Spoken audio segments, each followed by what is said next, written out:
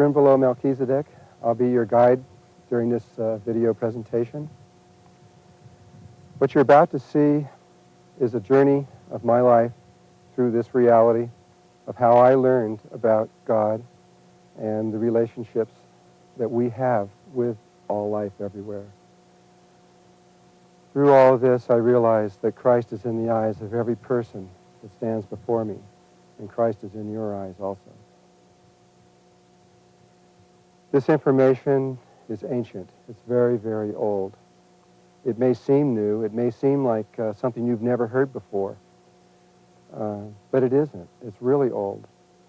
And then the truth is that you have it all within you already. Really, you remember things that are so deep inside of you, or can remember these things. And this is what this video is all about, to trigger these things so that you remember who you are and why you came here and what it's all about, why you're on this earth. It is my prayer that this be a blessing in your life and that it open into you a whole new way of seeing the world, something brand new and something very old. Thank you. I love you very much.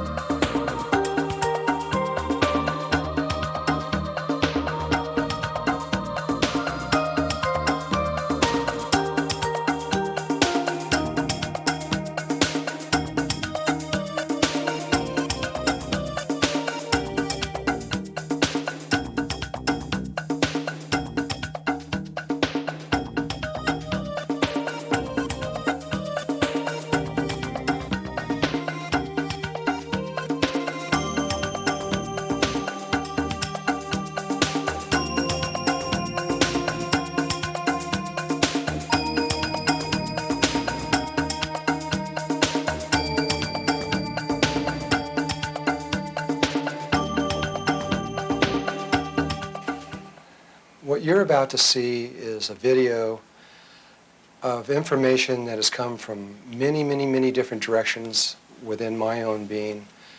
And many people have asked me exactly who it is or where did this information come from, because it's a varied set of parameters, and yet it comes together into one big picture. So just for the record, and just for everyone to know who and where this came from, and to give these people credit, I would like to talk about who my teachers were and where all of this came from. And in order to do this, I'm going to have to go all the way back to when I was a little tiny kid. And when I was really little, I was Catholic. And I went through all the Catholic schools, all the way up almost to the very end. And through high school, I didn't quite make it through high school, but I got almost through high school. And of course, Jesus was the first person that has ever influenced my life and through what is being transmitted to you through here. But as time went on, in my early 20s, I began to see that there was more. Not that not that what Jesus had to say was incomplete, only that I had a longing for a larger picture of what was being said. And I made a big switch. I actually became Jewish. And I began to study the Kabbalah and to see what that had to say relative to what Jesus had to say. And this went on for a few years until something that began to happen in my life in the early 70s. First of all, probably the most important thing that happened was I literally died on April 10th of 1972. And in a single breath, part of who I was, you could say, left here. And in another breath when I breathed back in, the person who's talking to you now began to breathe through this body. And that, of course, had a big influence on my life. At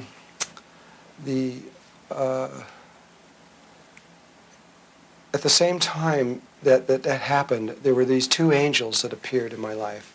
They have no names. One of them was, they were both about 10 feet tall.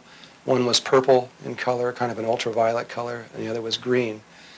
And over the next few months, as they would appear into the room and begin to talk to me, they led me to many, many, many different teachers around the world. Some of them I physically connected with, some of them I psychically connected with, and in various ways I communicated with many people, which was probably about 70, though that's a guess.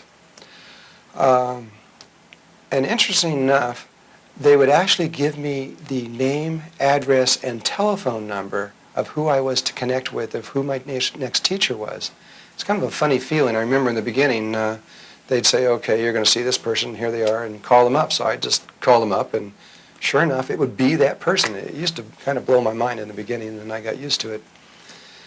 One of the very first people, and it's someone no one's ever heard of, I'm sure, and his name was Wilf Chipman, and he was an alchemist. And they led me to him, and I studied with him for over 2 years, and I studied alchemy. And he was an extraordinary teacher. He really knew what he was doing on a lot of levels, and it was a very important groundwork, especially coming out of the Kabbalah. And at the same time that I was working with Wilf Chipman, there was another person that some of you may remember, which was Kirpal Singh, and I began to work through him and work with him during that time. This was back in probably about 1972. At that same time, I was brought to or introduced into the Order of Melchizedek. It's actually Alpha and Omega, Order of Melchizedek. And it was the first order of the Great White Brotherhood. There are 72 orders in the Great White Brotherhood, and my introduction was through the first order, the oldest one, and also the youngest order. The youngest order is the Brotherhood of the Seven Rays.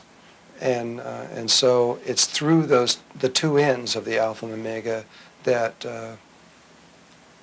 it would really be more appropriate to say that they work through me than I work through them.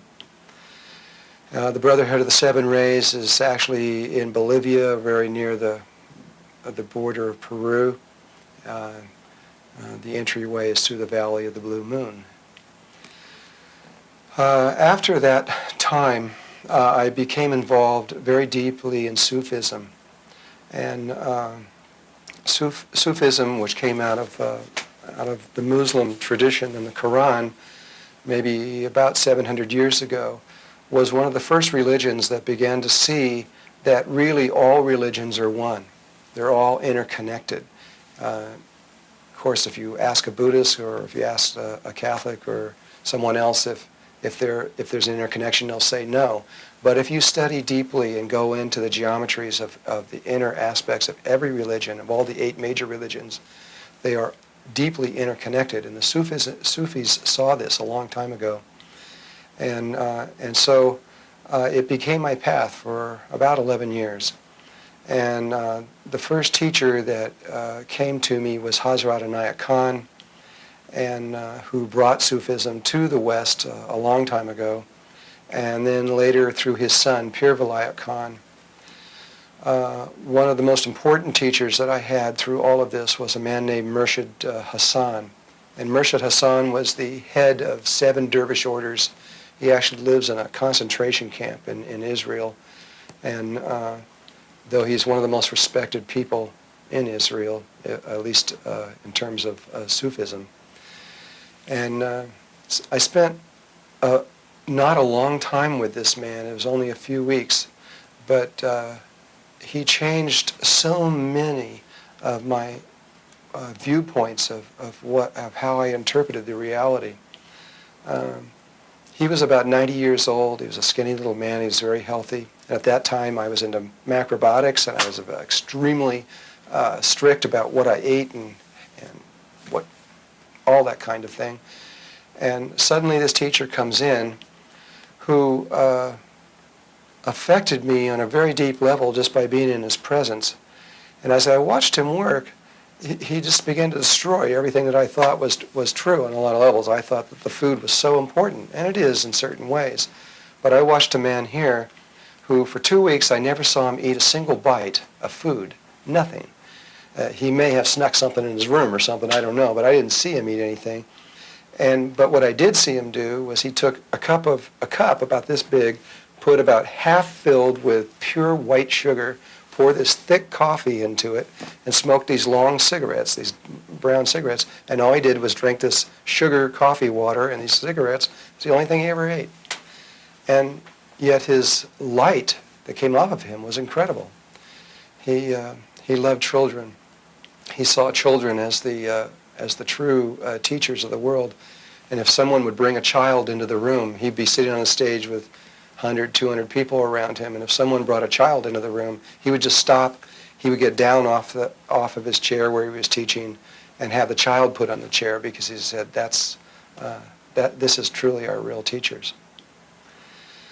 There were other Sufi teachers that influenced me. One was Murshid Isa, who has the circle of friends from around the world. And Murshid Sam Lewis, who was a very important teacher of mine. I love them all. I also became involved in Hinduism in lots of ways, and I don't know if I could even begin to bring up all the different aspects of that. I was very closely connected to Yogananda, and I still love this man, who was also interconnected with the Order of Melchizedek. And probably not very many people from the Self-Realization Foundation know that, but he was.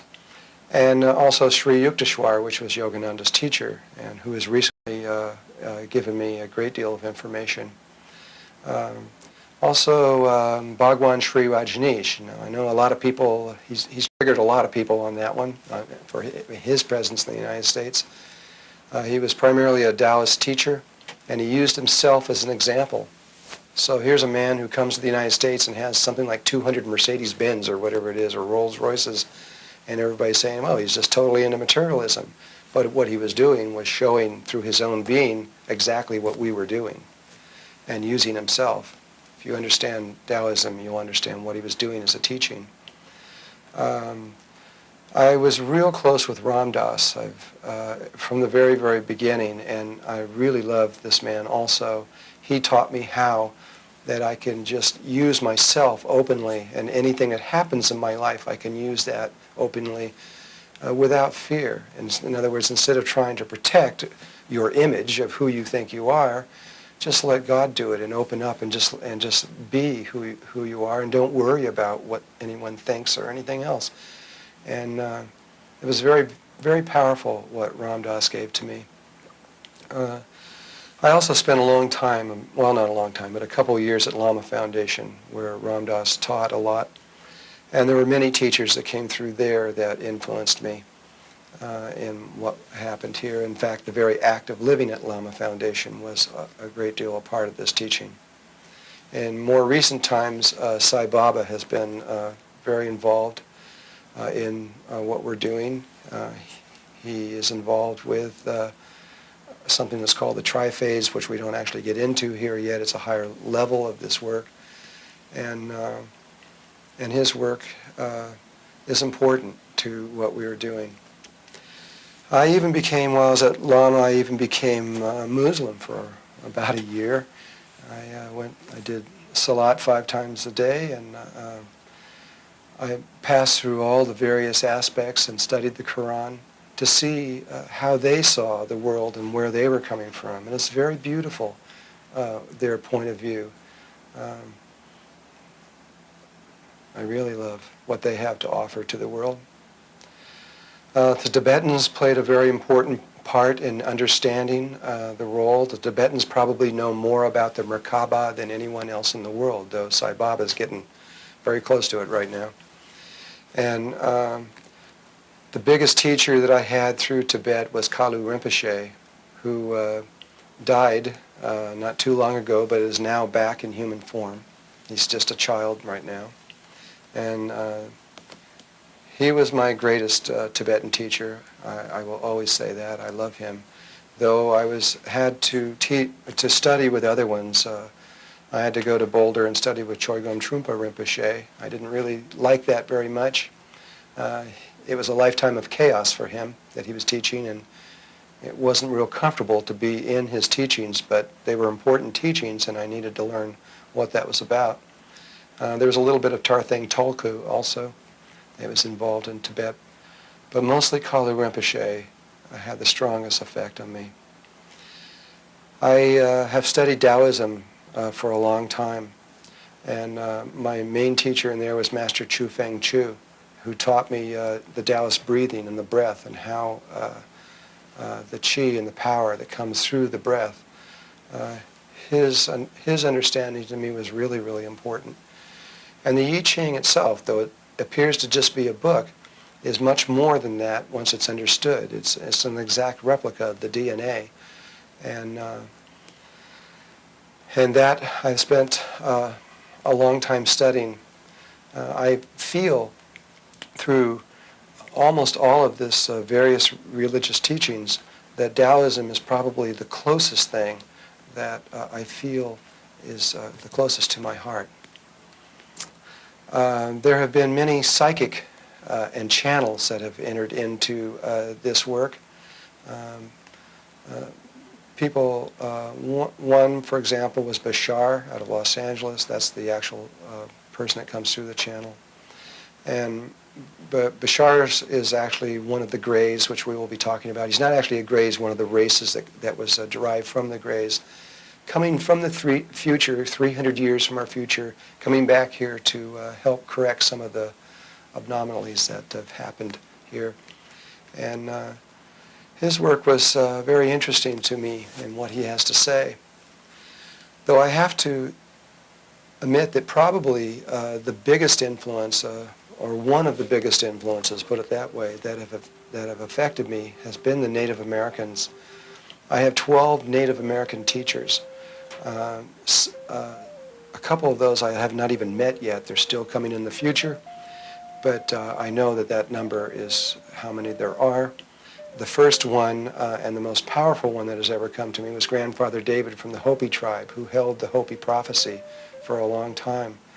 And what he had to teach me and give to me was essential in all of this. From there also was in the Taos tribe in Taos, New Mexico, was Tell Us Good Morning, who was the head of the Peyote tribe out of Taos, and his son Jimmy Reyna. And those two, especially Jimmy Reyna, have played a really crucial role. I studied with Jimmy Reyna almost for 14 years, and the way that he would teach and what he would show me and how everything was through the Native American eyes is essential in what is being presented here. Though Tell Us Good Morning and Jimmy Reyna were very important teachers in the sense that they worked directly with him on a day-to-day basis, two of the most important, even on other levels, more important people from the Taos Pueblo were Juan Concha and Cradle Flower. They were brother and sister.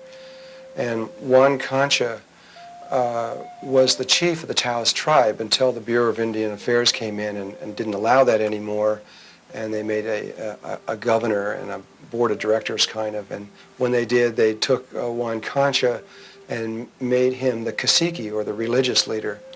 And Juan Concha came to my house for over 35 years before he died, every single year, usually at Christmas time. And I never knew why these guys were coming there. Every year there'd be him and 4 or 5 Indians that sit down and eat dinner with us, and I was going, who are these guys anyway? And after a while you just sort of assume they're there. But he was just making sure that he knew where I was all the time, because we had an agreement going all the way back until the year 1890.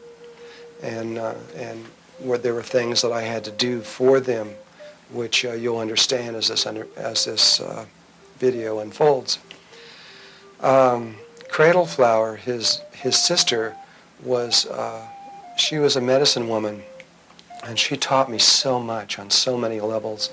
Every time that I needed to communicate with her, or put it this way, every time she wanted to communicate with me, she would send a crow, and the crow would come to my window, and it would just keep pecking on my window until I'd get on the phone and call her or go down there. It wouldn't leave until I'd go there. And then when I get there and show up at her house, she'd say, well, did you see the crow? And I go, yeah. And then she'd tell me. And it's an interesting world. The area of sacred geometry is an area of where great influence has come in also, but you must understand that I didn't even know what sacred geometry was for many years in the beginning. These were just images that was coming to me from the angels, and I was just copying them down, and I would get great understanding from them, but I didn't know that there were other people that had studied this before. I thought this was something just I knew. But eventually, many years down the line, I began to realize that other people had studied this thing, and I started working and studying with other people. And there were certain people like Robert Lawler and Keith Kirchlow in their work, which was very instrumental, and Buckminster Fuller, of course. Stan Tenen in the language work that he has done, and Darrell Langham's work was very, very powerful in understanding the relationship of geometries to life. And people like Dan Wenner, and there's many other people that have, Bob Gulick, I don't know if I can remember them all, but there are many people that have come in here and have shown me things about sacred geometry that have even added to. Though most of this work you're going to see came before I knew any of this. And probably the person who has influenced the geometry more than anyone else, and more information is coming from this one person than just about anyone else, especially around the area of sacred geometry, was someone who is still alive, though he was born 52,000 years ago. I know that's going to be pretty hard to sink in there, but his name is Thoth, T-H-O-T-H, and at least that was his name during the time of Egypt. I'll be talking about him pretty soon, and you'll know more about this particular person. But he's extraordinary, and he's been helping people all over the world to understand the deeper levels of what life is really about. And I guess in the area of science, there's been one person who has dramatically affected many of the ways of my interpretation of the reality through science. And this was a man named Bob Dratch, who lives in Colorado. And his work is incredible because he has understood and now understands the relationship of what's called waveform and reality. It's the unfoldment of zero point, which is how a womb works, how creation actually comes into being, is at this moment being understood by the world, though not too many people talk about it. And so his work has been very powerful. So I'm sure there's probably other people that I'm leaving out, and to them I'm sorry if I haven't at this moment come up with your names. But this is a list of most of the people and areas that have influenced what you're about to see. So, thank you. Because there is one crucial aspect of this, and that is that about 13,000 years ago, something happened on Earth that actually started about 16,000 years ago, but the actual physical event was just under 13,000 years ago. we did something. We changed the way we breathe, which I'm going to talk about in detail. And that the direct effect of that change in breathing pattern is something called good and evil consciousness, where we perceive ourselves as being inside of a body, looking out at what appears to be totally separate from you, which is completely an illusion. There's no truth in that at all, but it appears that way to us. And our right brain, which is the aspect of us that is feminine and that controls the left side of our body, and it is pretty much in tune, actually. It is aware that there is only one God. That kind of everything's okay, though it can't tell you. Can't really explain to you why. But the left side of our body is where the problem is. The left side of our brain, which controls the right side of our body, the male aspect of us. This is where the real problem lies from everybody that we can, pretty much everyone agrees on this. Almost. Our left brain, the logical side of us, looks outside of the universe and sees everything polarized, separated. And there's black and white, and there's up and down, and male and female, and there's the inside and the outside, and there's the good and the bad, and all these things. And so your left brain does not see the unity of life, and does not really believe that there's only one God. It may even say the words, I believe there's one God, but inside there's this little part that's got this doubt. Because there's the good guy, there's God, and there's devil. There's all these separated aspects of ourselves. And so this, these first 3.5, 4 days, the main purpose is to clearly show your logical side that there is an absolute unity to the reality, and that you are an intimate part of that unity, and that there is only one God. It's essential in the sense that once your left brain sees that and understands it, then it begins to interlock between and integrate between the left and right brain, and the pineal gland is then capable of functioning again. Because at the moment your pineal gland is, well, it does have a little bit of functioning through linear light that passes through the eyes and goes to the hypothalamus and into the pineal gland. And so you have a certain amount of functioning of the pineal gland, but its true purpose is to receive light, to receive prana, which is another form of light that's primarily higher dimensional light. And it can't do that at the moment. Once this integration between the left and the right brain takes place, then your pineal gland is capable of doing something, of receiving this pranic light, and then the meditation is possible. So if someone were to just do this meditation in this particular state without having the understanding of these first 4 days, it's highly unlikely that they would get very much out of it, even if they were doing it perfectly, because they've got a block, a shield that's blocking that from working. So that's why we have to go through so much of this stuff, and I don't like to do it, and most people don't even like to watch it because it's hard, and and it's mathematics and all this stuff. But that's who we're talking to, is your male side. This is male knowledge, and it's also super condensed, which makes it harder. This was given only one other time in the world's history, at least in the last 13,000 years, and that was in Egypt during the 18th dynasty, and it was only given for 17.5 years in a short period of time. There, it took them 12 years to present what we're giving you in about 4 days, and so you're getting a super condensed, very rapid presentation of this. So I can understand why some of you come back 2 or 3 times trying to get, what was that he said? Because it's a lot. I know it's a lot. Okay.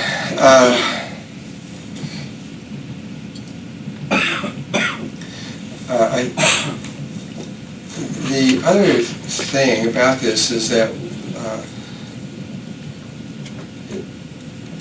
if you just come here and listen to what I have to say and then go home and practice the meditation kind of thing, you'll kind of be missing the point in a way, because what we're really talking about here, what you might say is group consciousness, consciousness beyond your individual self. And because as you go up in consciousness, you'll keep coming to these places where you realize that you merge with, you might say, zillions of other souls. It just keeps going on these higher and higher levels of awareness. And you have to lose your identity. It's very much like if you look at your body is always this little microcosm that reflects the macrocosm and all that it is. And you have all these, you've got about 100 trillion cells in your body. And they're all like people. They're different sizes, and they have different functions, and they're in different regions, and different, you might say, like different dimensional levels and places and things. And they all work together as a whole. But there is this kind of over-person, you, that's beyond all of that. And coming up through the levels is like a single cell. You're like a single cell down here, about to go up through the various levels. And when you do, you'll merge with tissues and then organs and higher levels of the body until you become this, what we're referring to as God is like me relative to the cell. But of course there's more beyond what we call God. Our levels of our concepts of God are limited. But nevertheless, we have to reach as far as our limits will take us, whatever our possibilities are. And that's what's about to happen to us. We're about to go up from a cell to a person, make a huge leap in awareness. And it's going to be a big one. And it's going to happen quick, real soon.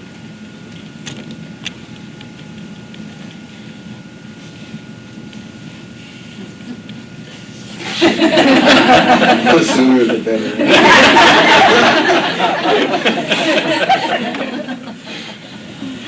This group consciousness thing needs to be reflected here. And if at this time, if we can begin to merge with this group, we've got to start somewhere. We've all come from all over the place.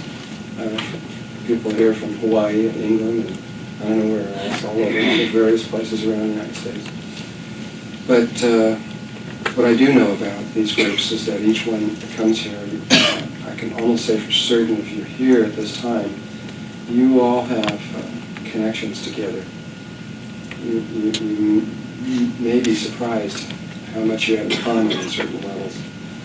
And if you were to go back into past lives, you may keep seeing how many times you have interwoven with each other before. And you're all been around a long time, most of you. And I can almost say with certainty that you are all have more than likely walked into your bodies, though not necessarily, and sometime in your life, and you are almost more than likely interdimensional beings, and you've come from another dimension, not another planet, another consciousness level. And you've come down here for a purpose and a reason, because that's primarily what one of my main purposes of communicating to these groups like this is to act as a catalyst to remind you of who you are, so that your memories can come back and you can remember where you came from and why you came here and these kinds of things, because this is important for you to finish what you have to do here. My background is mostly in mathematics and physics. That's what I started out. I got within a few days of graduating in that. I had 1 quarter left. That was at the University of California in Berkeley, when I decided that that's not what I wanted to do. And I switched from the left brain to the right brain and went into fine arts and painting. And they thought I was crazy. Maybe I was, I don't know, but I did it. And it took me 2 more years to graduate. But I can see the wisdom in that now and why I did that, though I couldn't understand even at the time why I was doing what I did.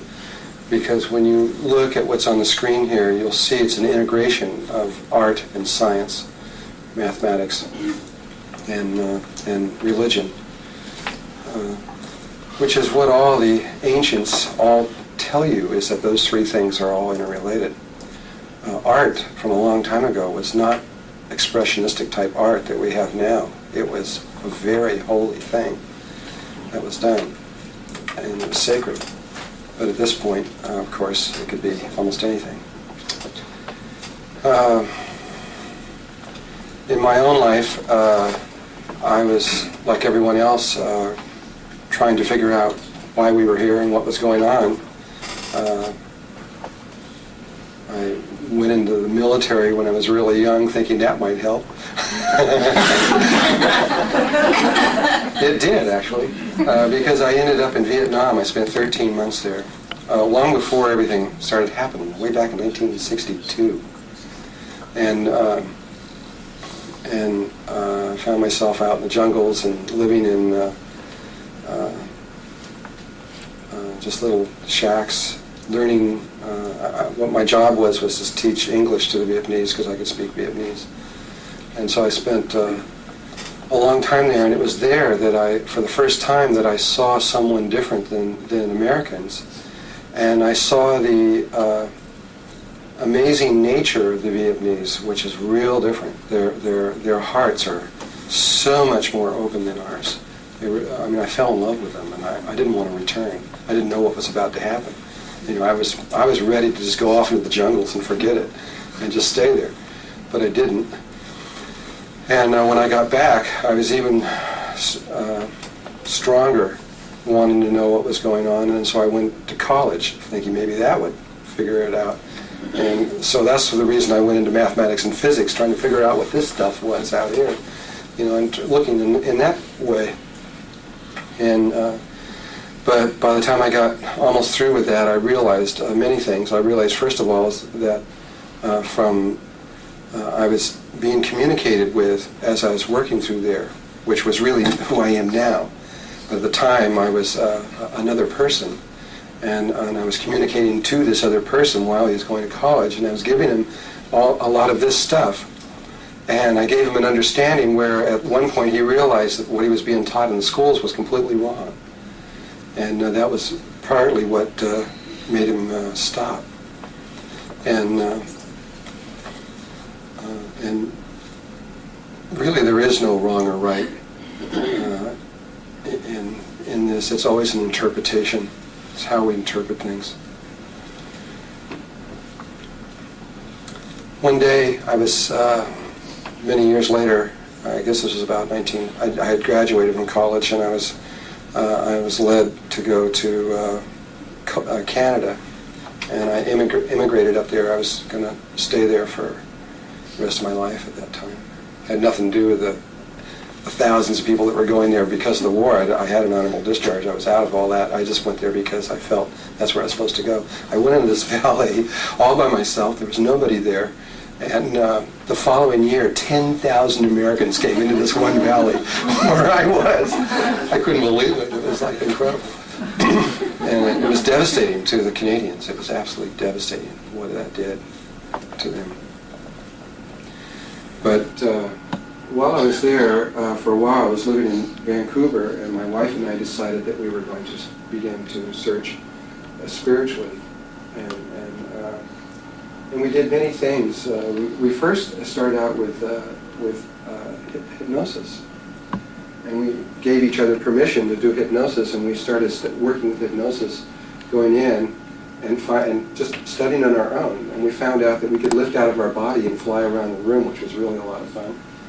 And then we found out that we could go downtown and go into libraries and look in books and all kinds of things and come back. And this was getting to be very interesting. Life was getting to be more fun than it was before. And though it didn't have any real answers in itself. And one day, it was actually Yogananda's book, I think, more than anyone else, that got me interested in Hinduism, and I began to study with this particular teacher, and he was teaching us a form of meditation. And this was the first time we got very serious behind this. We made these white silk robes with hoods and all this kind of stuff, and sat down and, we were very serious. And and we began to do this meditation, not having any idea where it would lead or what it would mean or anything. When something happened to us that wasn't in his book either, the guy, our teacher, who was teaching us. And these two very tall angels, we were in this room that had 15-foot ceilings, and these about approximately 10-foot angels appeared in the room. And they were two of them, and one was kind of an ultraviolet light. The other one was sort of a Kelly green, and kind of a bright green. And they were identical, and they were transparent. You could see right through them.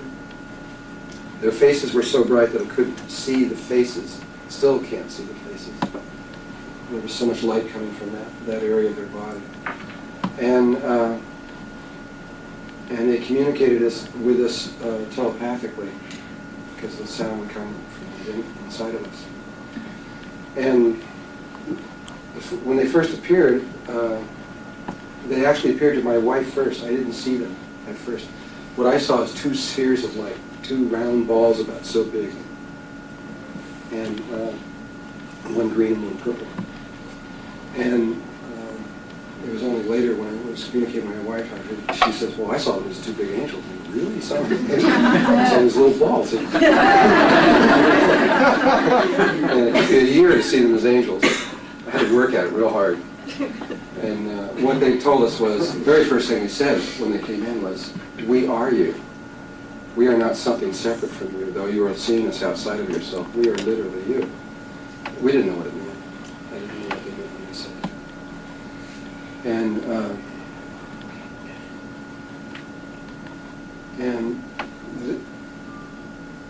This other thing they said was that they had no form at all. They were formless. But they used form, sphericalness or angelness, as a vehicle of communication, to communicate with us. And so that there was something that could communicate in a polarity world. Though, from their point of view, they had absolutely no form at all. These two particular angels and a third angel, which is this gold angel that has been with me also from the same length of time, but has never interacted with me until about a year ago or so, which is now I've been with every one of these workshops in about the last year. The gold angel is what I would call my higher self. The green angel is actually the angel of the earth, and the ultraviolet angel is the angel of the sun, of the solar system. It's the consciousness of these various levels of consciousness that communicate. And so these three different aspects have been leading me through the various levels here while I've been here. And it's through them that they have told me which is my next teacher and where to go. And they would come in and give me literally the name and the address and the phone number of someone, which I would just get in meditation. It's really a funny feeling when you hear somebody's name that you never heard or a phone number you never heard, and you get this down, you go call it. And it actually is that person. It's in the beginning anyways. After a while I got used to it because it was maybe 65 or 70 teachers that they led me to this way, but in the beginning it was kind of funny feeling to do that. And so almost all the teachers, though there probably are some exception, and most of the information has come through these angels in this particular way. In so leading me to all these different teachers, they've led me to they led me to all 8 of the major religions. I've been Christian and Jewish and Hindu and Tibetan and Taoist and Sufi and Muslim, and I don't know what all the rest of them are, I can't remember all, but I've spent time in each one of these to understand what they are, and then many, many, many of the offshoots. And the American Indians also have been a very, very powerful influence in all of this. And they've given me a view from many different towers. And And what I've discovered from all of this is they're all the same. Each person or each one of these religions says, my way is the only way, which is part of the problem here. But if you really go deeply inside of these different religions, they're symbols, and what they're saying is very similar, in many cases identical. Though there's slight different viewpoints, they're still talking about the same thing. There are different names for different stages of awareness.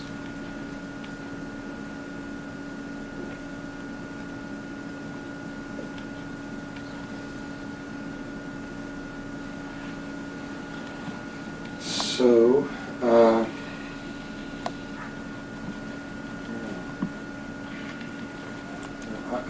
in this workshop, I am going to, for the first time, I think, for the first time, I'm going to give the entire.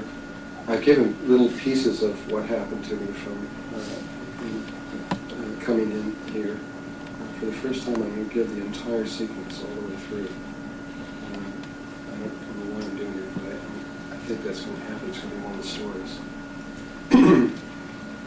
The stories that will be told in all of this, which will be life experiences for me as I interpret them. Most of these stories are going to be outrageous by normal consciousness and normal ways of thinking. If it's too much for you, it's okay. You don't have to believe it. Just take it as a myth or a story or whatever. But do look at its importance in terms of your own life and what it could mean for what we're talking about relative to the subject of this workshop. And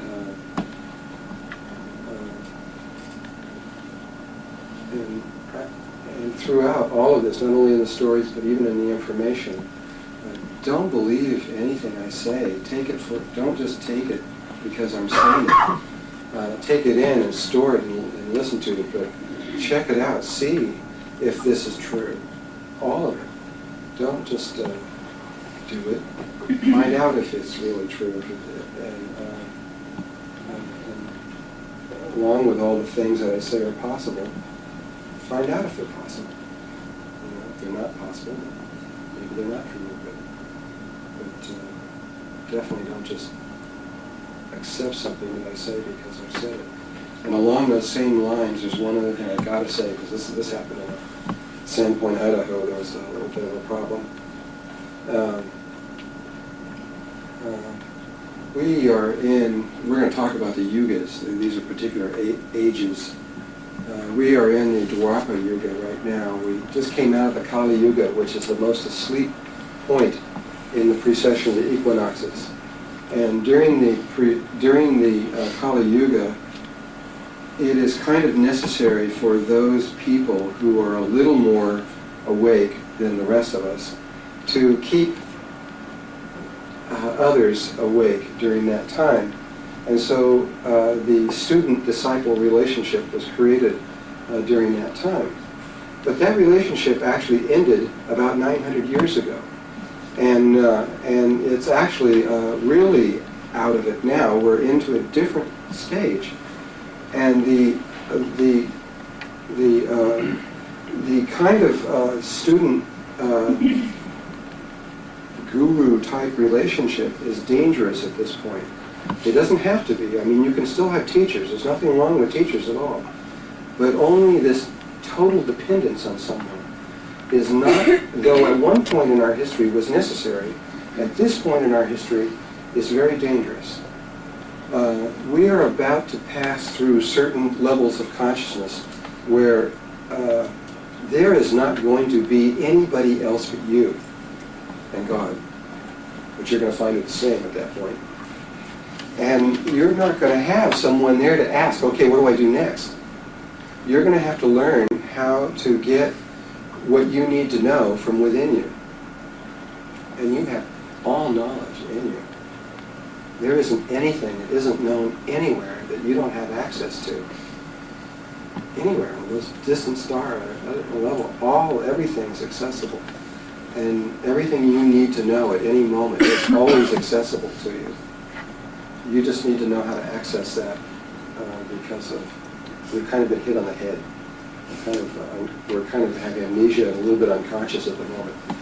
And so my job is just to be a catalyst for you, try to do something very quick and very powerful to try to awaken you to a certain level where from there on in you can not need anybody else, but reach within to your own higher self, from which you will know exactly what the next step is at moment to moment without having to go outside of your own self. And so I'm no one special, and sometimes I get this from people where they kind of look at me like I'm somebody special. I'm nobody special at all. I'm just another person. Right now I'm in the same place you guys are, trying to figure out how to get out of here. And I have given up everything that I've had on the other levels to come from the same place that you have. And we're all in this together. And we're just brothers and sisters. And so it's real important that we don't do that with me or with anyone else.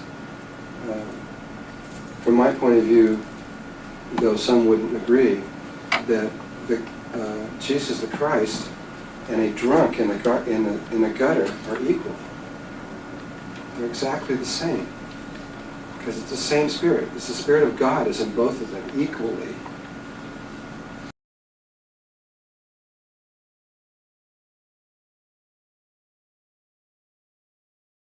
Great Spirit, O Holy Trinity, Mother, Father, Child God, Creator of all life everywhere. Thank you. Thank you for this circle, and thank you for the love that flows through this circle. For without this love, we would never be able to see you in the eyes of every person before us. And may all the beings of light who wish there to be love and truth and beauty and trust and harmony and peace throughout the cosmos, may those beings who have responsibility with us be here to help us to open our hearts and our minds so that we can understand what is being presented and make it real in our lives and live it and breathe it and bring it down onto earth now, today.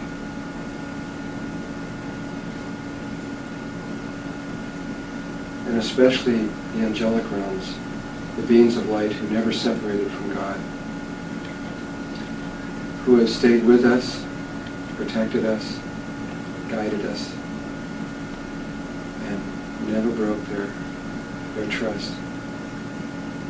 These beings, which are really us, and of whom, at least one way of looking at it, of whom we are all interconnected with in one way or another. I'd like to thank them for the help they've given us over the thousands of years. And to ask them, or I would like you to ask your angels, whether you believe in them or not at this point, just to ask them, invoke them, to come into this room, to be present here, and to help you and to guide you at this time, and maybe from now on.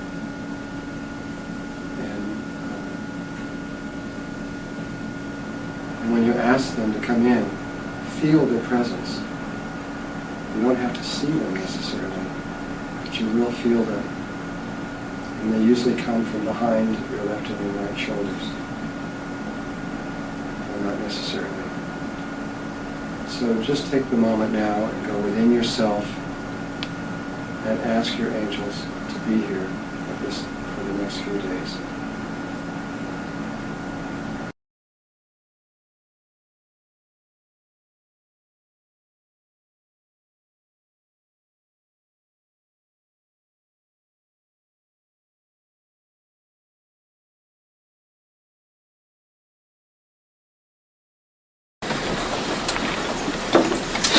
Before we ever even start with the screen, I'm going to describe something so we all have the same language. This is this thing about dimensions. we all talk about these other world stuff. We need to get this clear in our minds what that means, at least from the definition that I will give you, so that we can all, you may have a different definition, and I don't mean to replace your definition. I'm just going to give one that we can all talk about, so we all have something in common. And now when I talk about the fourth dimension, or the fifth, or 10th, or 120th, or whatever, I don't mean what most mathematicians would mean, and that is hyperspace, going from fourth dimensional tetrahedron, say, to a fifth, by warping, changing space mathematically. I don't mean that at all, because from my experience, that just simply isn't true. Though you could create those kind of realities, it isn't what life has done at all. Life has separated the different dimensional levels in exactly the same way that it has separated the notes in music. And so, if you were to look at a piano, you've got your white keys and you've got your black keys, and your white keys are your whole notes, which goes, C, D, E, F, G, etc., just whole notes, and then your black keys are your half steps. And your white from C to C is your octave, and your black ones are your pentatonic scale. You've got 5 notes there. And when you add the black ones to the white ones, you get 12 notes in which is called the chromatic scale. So if you get all your sharps and flats in there, you have 12 notes. 13th one is the same note as your 8th note. That's where your octave on your white keys. That's where you come from C to C again. It takes 13 steps to get back there again. And the only difference between each one of these notes in terms of sound is cycles per second. And each one of these notes, if you start at C and you go to C, C sharp, D, etc., the differences between each of the notes are 11 cycles per second, or multiples of them. They're always 11, 22, 33, 44, 55, 66, 77, 88 cycles per second. The relative proportions of that are identical. Let me put it another way. There's something called wavelength in terms of either sound or light, which, just so we get this clear, oh great.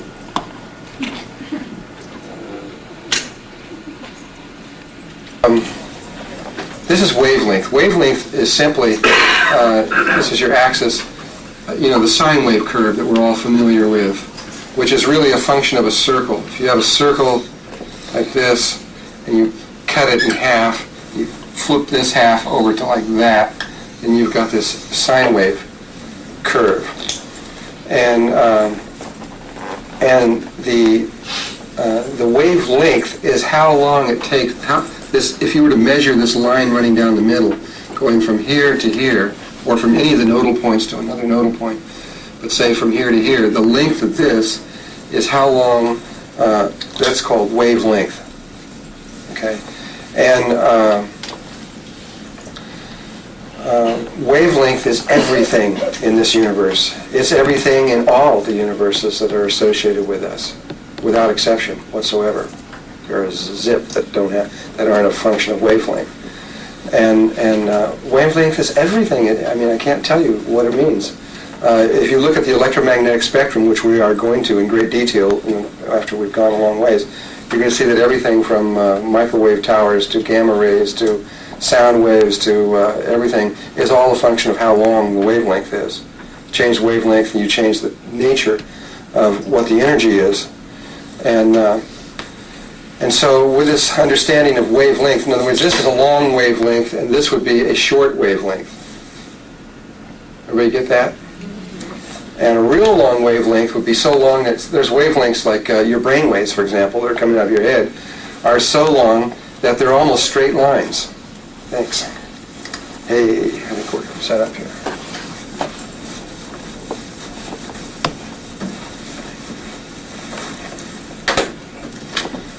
I bet this works. Let's see. Aha. All right, great. Let's get rid of these guys. So, and you've got little tiny wavelengths, and you've got them so little you can't even see them. There's microwave. I mean, they get really, really little, and they get really, really long. And again, your brain waves that are coming out of your head are almost straight lines. And you go to your cosmic waves, and they're so little that they're 10 to minus 18 or something. They're so small that you can hardly even see them.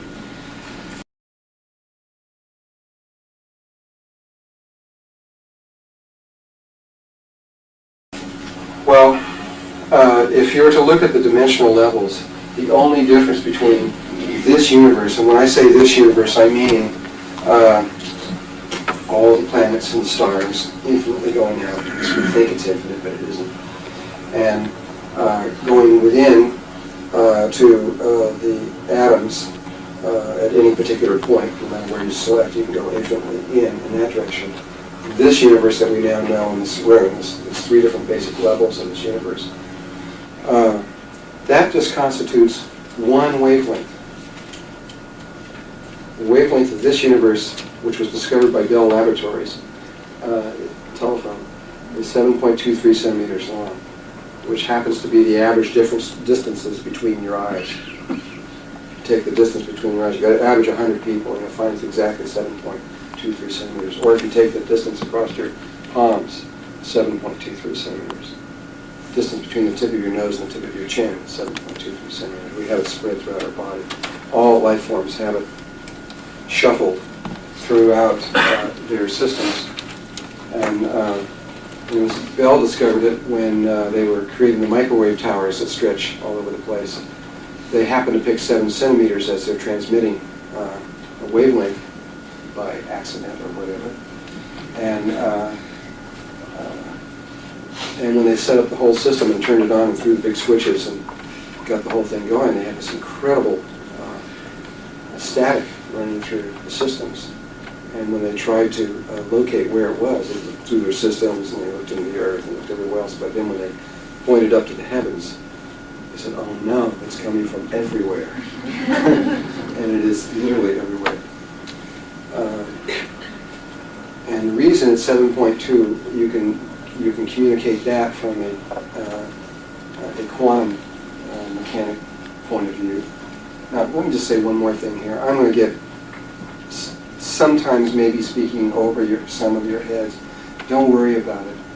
Just watch this stuff like a movie. Take in what you can take in, and don't worry that you're not getting something, because you're getting whatever you need.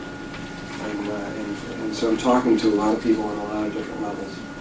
And just get what you can, and what you can is okay. In quantum physics, you can look at like this pin as either being made up of little tiny particles, or made up of you could say sound, wavelength.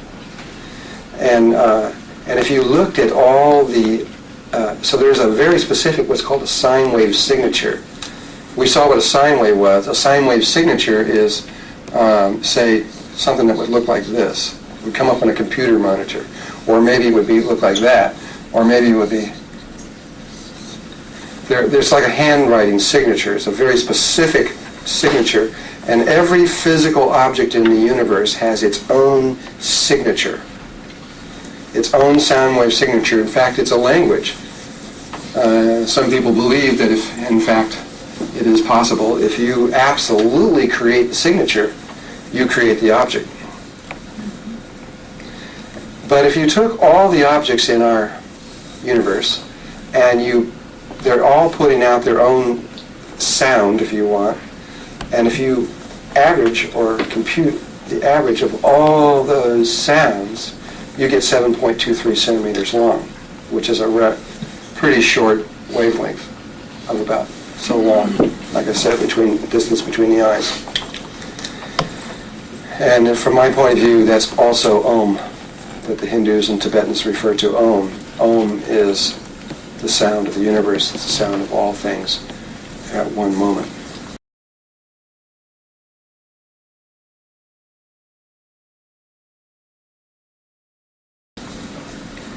Well, in terms of looking at the dimensional levels, there are many people, if you talk to various people, they'll refer to these 144 dimensional levels that are in the octaves.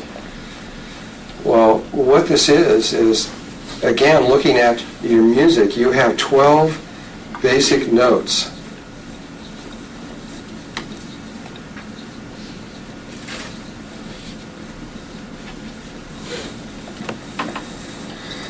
And then you have your 13th one,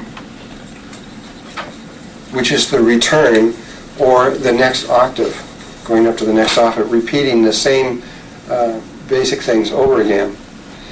And in between each one of these 12, there are 12 overtones that approximate exactly the larger one, which are holographic in nature. And so sound or electromagnetic light is holographic in nature. You can go within it, just like you can go within any particular point into a table. You can go down in any point down in the microcosm, or you can go above. And it's the same way. This whole octave becomes a note. Like there's larger octaves where the whole octave becomes a note relative to another octave above that one. And because there's 12 of these between each one of these notes, and you got 12 notes, the 12 times 12 produces the 144 dimensional levels. And so you have these 144 dimensions. And though you have 12 primary ones, and these are what in Star Trek you might call subspace. They're real worlds. They're just as infinite as anywhere else. They just aren't whole note universes. And they're just as important. They all have life. All this is filled with life. It's totally. I don't know if there are any. There might be some that are not filled with life, but yeah, there are some that are not filled with life, but not very many. And where we sit right now is right here, on the third dimension of an octave. So it does not mean the XYZ axis being the 3 dimensions of space, and then the 4th dimension being time, this kind of concept. Forget that. We just happen to be sitting on the 3rd note of this octave with a wavelength about so long. And if you were to, and our consciousness is tuned to this wavelength, which puts us here. And we are breathing in a very specific way, which tunes us, which is the key, that tunes us to this particular universe. But if you were to change your breathing and to tune your consciousness level to a different wavelength, if you were capable of doing that, you would disappear, literally, body and all, right out of this space and reappear into the one that you tune to. And that whole science has a name, which is called Merkaba.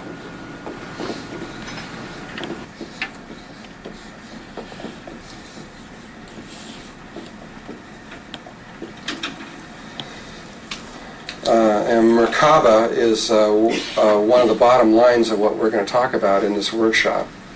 Though it's spoken in one word in present day, it's really 3 words. It's Mer, which is light, but it's a very specific kind of light. It's a counter-rotating fields of light. And then there's Ka, which in almost all of the ancient languages means spirit.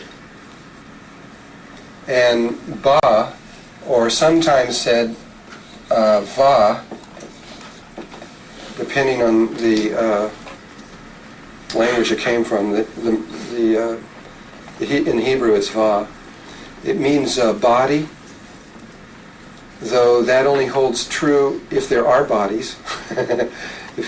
As you move up, you rapidly move into areas where matter is not a part of the relationship. And so it could either mean body or it could just simply mean reality, the taking of a reality or a portion of the reality with you. And so the three words together mean a counter-rotating field of light that contains both spirit and body. And it becomes a vehicle to take you from one dimension into another, one universe to another. This is known everywhere by everybody, except for when you come way, way, way down where like we are, where we're unconscious and we don't remember very much. But everybody else knows. It's like, you know, everybody's totally aware of it. Though the science is known to greater and greater degrees as people progress up further. We're as far down the line as you can get. Down in these two other octaves, this is not even self-aware. We're at the very bottom. This is the lowest possible consciousness in the octave there is of consciousness, and still be self-aware. There's only one level of consciousness underneath us, and that one is actually higher than us. I'll have to explain that later. So we're the lowest form of, we're the bottom right now.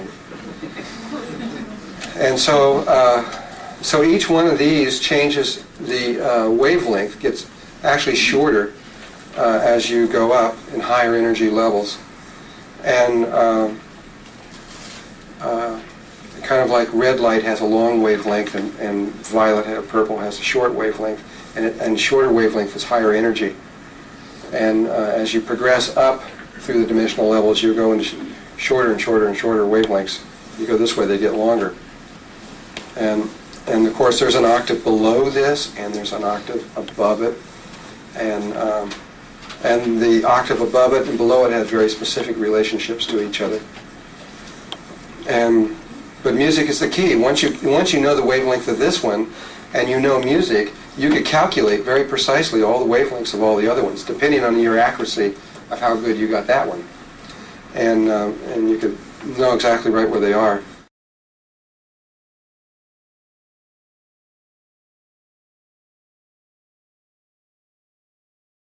And in between these, in between each one of these universes is nothing. It's void. It's absolutely no thing. And there's different kinds of voidness. There's 144 different kinds of voidness, each one having different meaning depending on what one you're in. But it's no matter how you do it, it's nothing. No thing. Only spirit moves through these various levels. And though they have learned how to take matter through these voids up to here. And right there and over here also, there are what many people refer to as the Great Walls.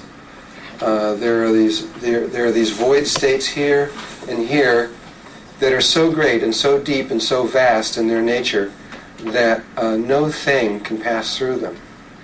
This is the dilemma of certain people like the Greys, which we will go into later on. Many of you may not know who the Greys are. But the Greys are a particular race of beings in this octave that have progressed intellectually to the point of saturation, you might say. They got it all. At least they got half of what. They didn't get the emotional side of it, but they did get the intellectual side of it. And intellectually, they can find no way to get through here, because the only way you can get through there is just spirit, all by itself. And they're trying to use physical machines, UFOs, flying craft, to get through. And there is no way, at least there is no known way in existence. And so this basic understanding will help when we start referring to various things at different dimensional levels. What this class teaches is how to go from one particular level to another specific level, which lies. There are 3 worlds, universes. Oh, I'm in the wrong place. Sorry. Need a rag.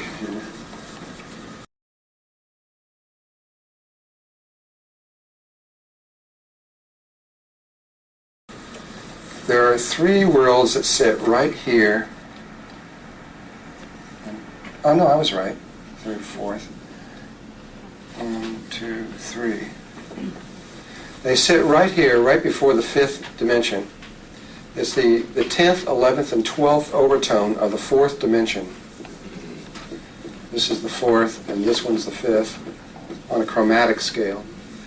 And it's right here that we're going to go from here to there. And this is just above the angelic realms, of which is the 7th, 8th, and 9th overtone of the fourth dimension. And the 10th, and 11th, and 12th is where a particular level of unity consciousness begins to take place. It begins in these levels, though it really doesn't really impact the person making the transition until they get to the fifth. But it's right here where you would call Christ consciousness. There is a body that exists everywhere. And there is only one of these bodies. There is only one Son of God. And this body extends from this point out, and there's, you might say, an infinite number of beings that are connected to this body, or cells in this body. And it's a very specific understanding, a very specific interpretation of the reality. There's only one reality, but there's a lot of ways to interpret it. And so this is where this particular Merkaba that I'm teaching will take us to go from planet Earth to these very specific places. And from there, you won't need me or anything else, because after that, once you learn how to get there, you'll be met by other specific levels of awareness that are connected to you and take you on through the rest of it.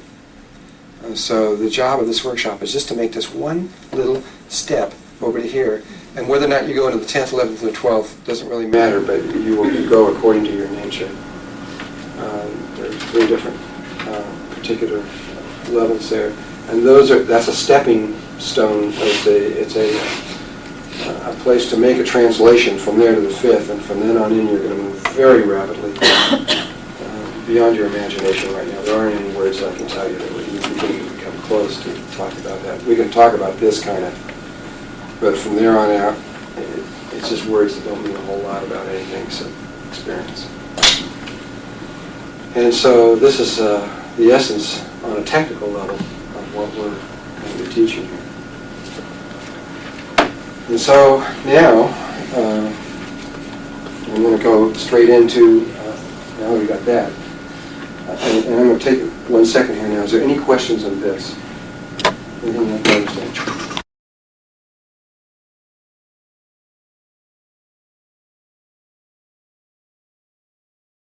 When we go to the fourth dimension of the 10th, 11th, and 12th, is it Earth in a higher dimension, or is it someplace totally different? Yeah, we will be on Earth still. On another, there are many. The dimensions are all superimposed. They're not. You don't go anywhere to get there. All of them, without exception, are right here in my hand. They're all passed through each other, and they're all in the same place. It's a matter of tuning. It's like a television. You got one TV. You change the channel, which all you're doing is changing the wavelength of the reception, and you get a different picture. And so Earth has many dimensional levels, though it's really not that many. It has the third dimensional level. It has there's kind of a vacuum right after the third, but in the fourth there's a lot going on between the fourth and all the way up into. Well, we've got it going all the way up until, we've got some going all the way up until the 12th. At this point, we've even got it over into the 13th, which is incredible. There is the cream of the crop of our awareness has made the Ascended Masters, a small number of our Ascended Masters, has figured out how to get onto the other side of the wall. So Earth has made the leap all the way over here, though it's only a very small number of us. And so we have these different places in there. In terms of the octave,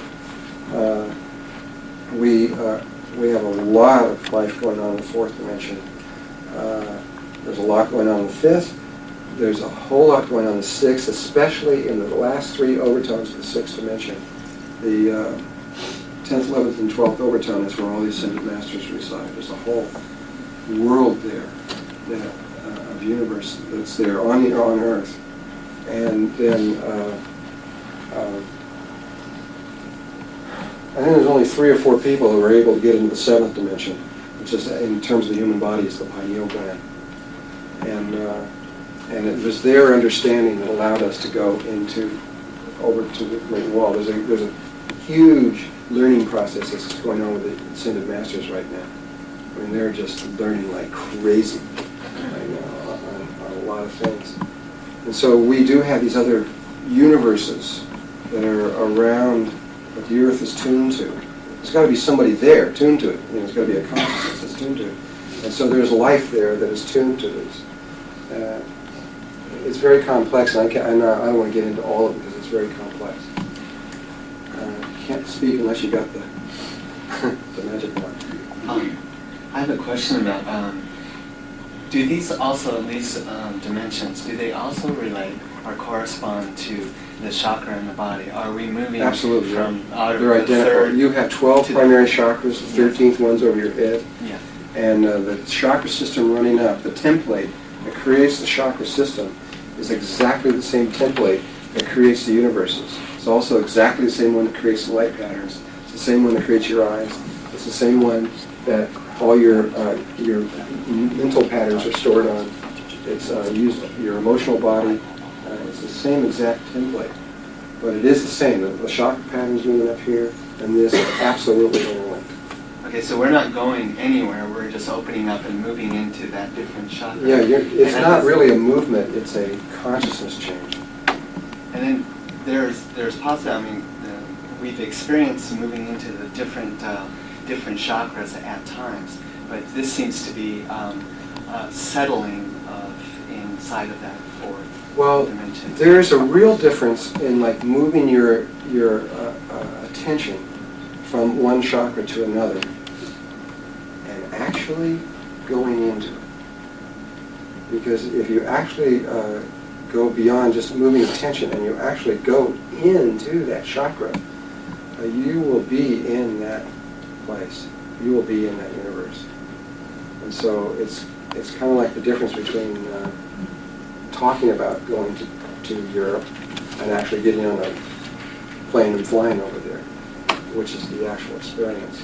And so a lot of times, much of the meditation, even if you're talking about even Vipassana meditation, if you're sitting for 18 hours or something of this kind of nature, that may or may not be the experience. You may still be veiled. You may be sitting there thinking you're having the experience and not. The actual experience is pretty, I mean, if you ever move, say, into the heart chakra, you will know definitely that you moved in the heart chakra because you will become the entire universe. It's an experience that's beyond words, and if you have that, then you'll know it. Whereas you can sit for 40 years in meditation thinking that you're having the experience of the heart chakra, which really you're not. So I don't know for sure what to say beyond that. Is it possible with the frequency sound to move?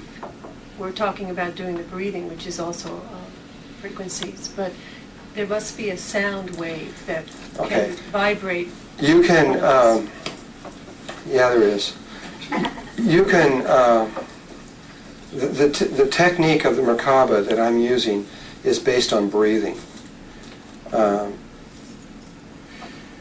There are other techniques around breathing that will do similar things that will work also. The one that I'm using is the primary one. It's the easiest one and the simplest one, and it's the one that most people in the universe find quicker. Though there are lots of other ones, it's not the only way. There are other breathing techniques. But the criteria is that all you have to do is tie the information of the Merkaba to any aspect of your physical body. So You could tie it to sound. You can tie it to the human voice. The human voice has the level of frequencies of everything that's necessary to scan this. You could also tie it to other aspects of the body. You could tie it to the very movement of the body through space, if you wanted to. You could tie it to sexual energy and tantra, or to heart rhythms. It has to be something you can control. You have control over. If you can control your heart, then you can use that rhythm. One of the easiest things to control is breathing, and it has direct relationships. So that's why we use breathing. It's the simplest one. There's a lot of other ones. If you study Shiva in Hinduism through Shiva, you'll see that there are 113 forms of meditation that they teach. And this is very similar to what I'm saying. The first 8 of those 113 forms are breathing techniques. Now they say these are all the meditation techniques that are in existence, according to Shiva. The first 8 of them are breathing, and they're very different patterns, and no matter what the breathing pattern is around the world, they can fit it into one of those 8. And then after that, you've got 104 more. It's actually 100. There's 112 and 1. The first 112 are all male because they have form and they have shape, and you can communicate it from one person to another. You say, this is how you do it. The 113th one is female, and it has no form. So you can't tell someone how to do it. It's just following the heart, and there is no right or wrong way. And so that's different. But the male ways all have, you do it this way, and you breathe this way, and you do this way. You got form to it. And the 104 ways after the first 8 are totally unique. They're all primal functions. They're different. I can't remember them all. I can only remember a few, but one of them that when I read it, it was hit me. Of course, that's a primal thing. One of them is that you're just sucking your thumb. It's very primal. It's the first thing a baby does, man. And for some people, they can suck their thumb and remember their connection to God. Only a few, just one, and maybe 200,000 people. I'm just guessing at that. It's only a few. You can, if you start messing around with this stuff before you're ready, you could go into some dimensional level that you're not ready for. And when you do that, what life does, if you show up somewhere where you're not supposed to be, life kind of confiscates you. Says, okay, you got here ahead of time, you just wait now. And it'll hold you there. I mean, you won't be able to move. It'll hold you there until the rest of your consciousness, the rest of the cells made up. For those of you who read the Emerald Tablets, who's read the Emerald Tablets here? A few people. Remember when Thoth was entering into the 6th dimension? He wrote that book 2,000 years ago. And but at that time he was really afraid, because that was when he was just beginning to enter in. Of course, now they're all living in the 6th dimension. They were just going in there, and when they got in there was the hounds that were chasing them and trying to get them. And if they got them, they would hold them and keep them. They don't kill you. I mean, they just hold you. That's all. They just keep you there for a while. And so you could get detained or arrested if you proceed too quickly and too far. But you won't get hurt. I mean, ultimately, you may have to wait a long time. It would be better to proceed in an organic, not to be in so much of a hurry and experience each one of the steps that you have to. Can we only get a couple more questions, I'm going to go on. You mentioned that the grays could travel from one wall to another. They are trapped within these walls. So they can exist in other dimensions, or do exist? Oh yeah, they're real good. They can go anywhere within these 144 dimensions. They just can't get out. And the Lucifer aspect, how far can he travel? Also from wall to wall? Lucifer's also trapped in those 144 dimensional levels. Thank you. Okay, 2 more questions and that's it. Just these 2 people here.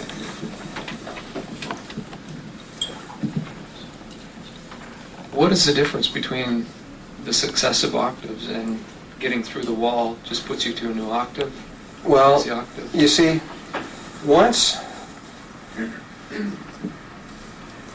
Okay, that's a good question. Remember I've said that we exist on other, I think I said, we exist on other levels when we were talking about the angels being us on their level. You exist on a lot of other levels. Most people exist on anywhere from 5 to maybe 100 or so more other dimensional levels. I mean, literally you have a counterpart, an aspect of you that is literally there, and it's you. And though most of that is totally conscious of itself, stretched throughout there, it's only this lowest level, us down here, that we're not aware. Though the other aspect of it is aware of you. And if you were to play those notes, if you look at this as like a piano, and you were to play those other worlds that you're on, you would find that they form chords. Almost always. It's really rare, unless you're a terrible piano player.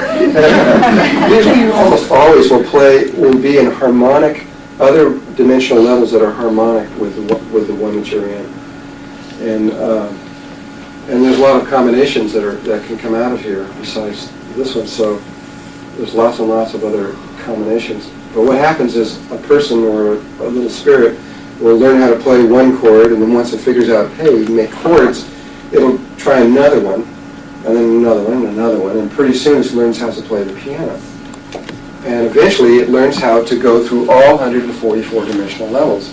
And the key is to be able to go into that world and be conscious and stable and stay there. Because what usually happens when you go into a dimensional world that you're not supposed to be there, it's either going to trap you there or it's going to spit you back out and throw you back out. You can't stay there for maybe more than just maybe a few minutes and experientially, or just a short time, and it'll just, you're really throwing yourself out, which I'll explain later. But it won't keep you, you won't be able to stay there. But after a while, when you slowly start learning how to play the piano, you slowly learn how to go into any of these worlds and be comfortable and stay there, no matter where it is, no matter how high it is or low it is or complex or simple or whatever is going on. And each one of these different universes are visually, experientially, and sensually totally different, absolutely, completely different. Just going from where you're going to go right now to this next one up here, it's so different that it's going to take me a long time to describe it. The colors, there's not even the colors aren't the same. Shape will not be anything like your mind can conceive of right now. Everything will be real different, but between this close of a jump, there are certain similarities. And but as you go up, it really starts changing a lot. And so it takes time and for spirit to eventually get to the place where it can go through all of them. Now, when someone does that, when they finally learn how to do them all, and then they learn how to get onto the other side, and they realize, son of a gun, it keeps repeating itself, and they realize, wow, it's all the same. It just repeats itself. Then a big lesson happens right here for that spirit, and a choice has to be made. At that point, they can see the whole, and they, no matter what octave they're in, they can see the whole from that point. And they either decide, long before they ever reach this place, they're going to realize that there is no inside and outside, and that everything that is them. And so there'll be that kind of connection. But when they make this jump, they will really understand that, and because they will have spanned the whole spectrum of this experiment that we're in. And at which point they either are going to, because they know that all life is them, they're either going to make the decision to stay here in this waveform universe and to help all the aspects that are lower to get through and to understand, or in other words, to complete the experiment. They're either going to do that, or they're going to go what the Tibetans call beyond the beyond the beyond the beyond. They're going to leave the whole universe totally, step back outside the system from which it was created, and return into godness, return into the single spirit that created this from before, and from which either way is okay. It just depends on what you choose. If you choose to do that, if you choose to stay here, the name for that is Melchizedek. And it's another level of consciousness that is very much like Christ consciousness, and it is one that is span the whole spectrum. And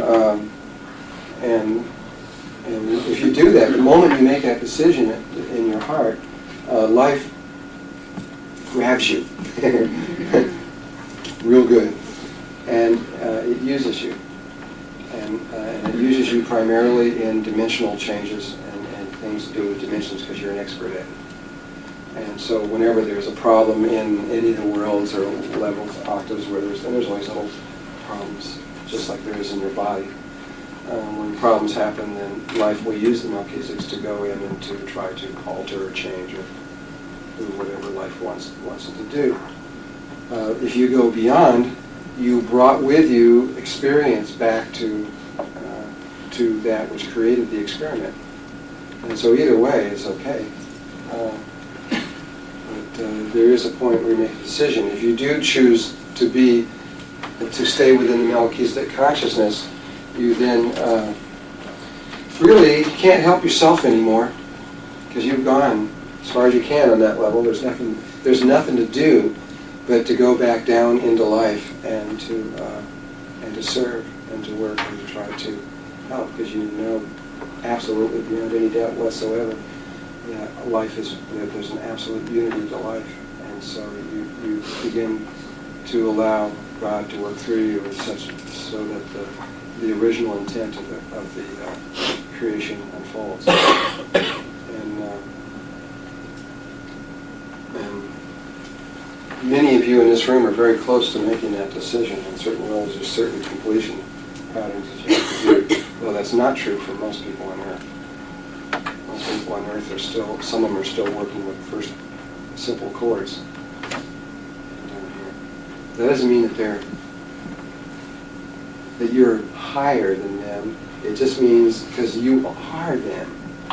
It just simply means that your point of consciousness is going a little bit further down, and so you have more responsibility. That's all, because you just got more to do. Work harder. So when you talk to the few masters who are right at the I can see who's... right here, over there. Senseless. Yeah. The few masters who are right at the wall, and they're learning a whole bunch right now, are they just within this octave, or... Yeah, they're just within it. This is Earth consciousness I'm referring to. And Earth consciousness is learning how, at the moment, to go through the wall and to make these kinds of decisions.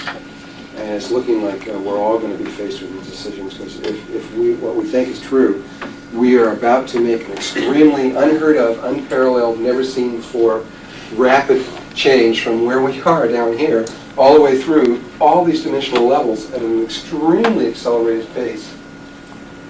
We don't know why it's happening.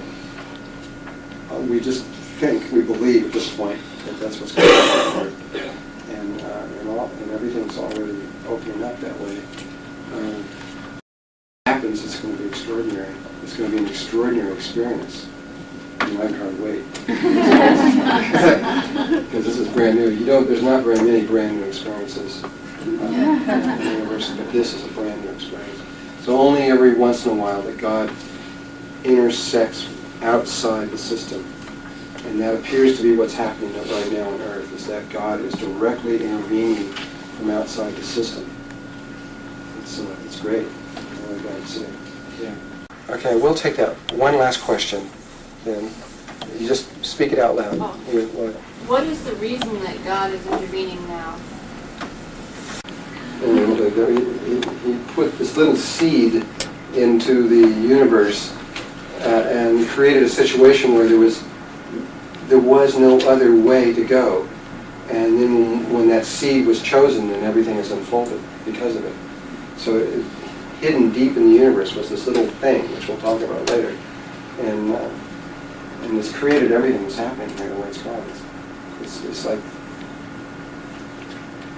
it's pretty obvious that this is what us on the outside of the system wanted to take place, but why now?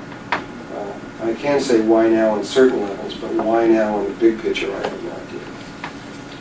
Okay, one more. You're absolutely right. Yes. Okay, give her the magic wand. And then right after this, we'll cut this one, and this will be the first one. So why are we here, and what has that seed been implanted in us? Because before I arrived, I kept hearing that word without ever hearing it before. What word? Merkaba. Oh, Merkaba. Well, it's an ancient word, and we all know the sound of it. The Zulus in Africa, when they talk about how they came in. This guy is going around all over the world right now talking about their ancient culture. And he talks about how they come in on these disc-shaped Merkabas, using exactly the same word. It's in their ancient tradition. Or if you go back to Ezekiel in the Bible, or if you go to, the sound of that word is ancient, and it's an old one. But why you, when you're talking about you coming here, nobody can answer that question but you. That's why you have each person. There's a group of us. Well, there are people that are coming from. There's people that are coming from the past. There's people that's coming from within the future. There's people that's coming from into the future. A lot of intersecting stuff that's going on here that's usually not done in the kinds, at least to the degree that's taking place here right now. There's a lot of things going on. We'll slowly unfold this over the next few days to the best of my ability to explain all the different levels that are going on. But there's a lot of people coming here that are very advanced souls that and you have real definite purpose why you're here. Though most of you, or many of you, don't know what that is right now. Or you may feel it in your heart. You may not know exactly what it is. And that's part of my job, is to try to jar those memories. Yeah. Thank you. Okay, one more. You're definitely Just quickly, so I have this clear in my mind. When you reach the 13th step, is it a collective decision of all your aspects to leave or stay? Mm-hmm. Or can you straddle? It's no longer octaves? you like you think of yourself now. And you are something very different than that. But at that point, a decision is made. And exactly how, where you go from there. So but you it is not cannot you be like- in both octaves at the same time. You cannot have aspects of yourself in this octave and then go past the 13th and other aspects. Oh yeah, you can. In fact, when you're on that level, you're capable of being in every single octave simultaneously. Every single overtone. You could be everywhere at once. You begin to get that just by the time you reach the 6th dimension. Here on Earth, you can be in 233 places simultaneously. Have 233 conversations in 233 different places. When you get in the 4th dimension, each one, they're all different. They're different amounts.